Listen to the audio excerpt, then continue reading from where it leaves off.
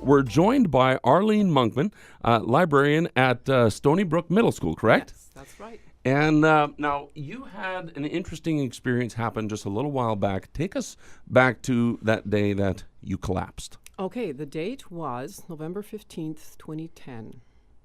I walked to school that morning. I got myself ready. I went to the library, and it was a quiet day. And I thought, okay, well, I'll just sit at my desk and do my work.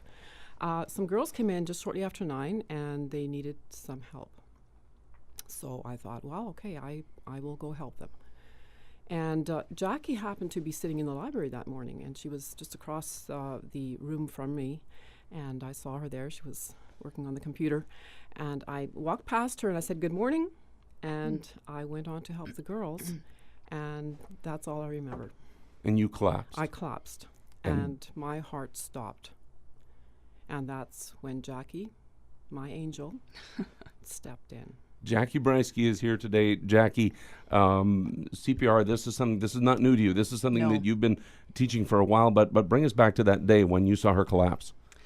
I was sitting at the back of the library, just checking email and stuff before getting my day going, and we were kind of in a back little nook, hidden away from everybody, which is really the amazing part that I was there. Because had I not been there, I don't know how long she would have lain there before somebody found her.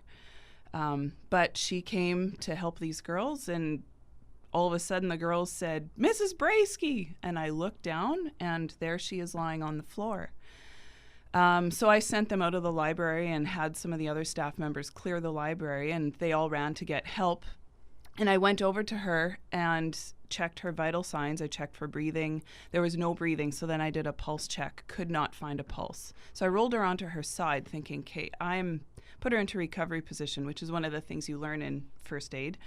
And I was thinking, like, I've got to be missing something, because we always find a pulse. Like, really, when do we find ourselves in this situation? It's very uncommon. But I could not find a pulse. And by that time, there were several other staff members that had joined me there, and we realized, like, we need to get CPR going right now. And so that's when we started CPR. And by that time, we had 911 on the phone, and they were giving us direction as well. And we continued with CPR, talking to her, encouraging her until the ambulance arrived, and they took over. Wow. And Arlene, had Jacqui not known CPR? Well, if she had not known CPR, I would not be here today. I drove here. I work full time. The whole thing is a miracle. Wow. Really. It's just incredible.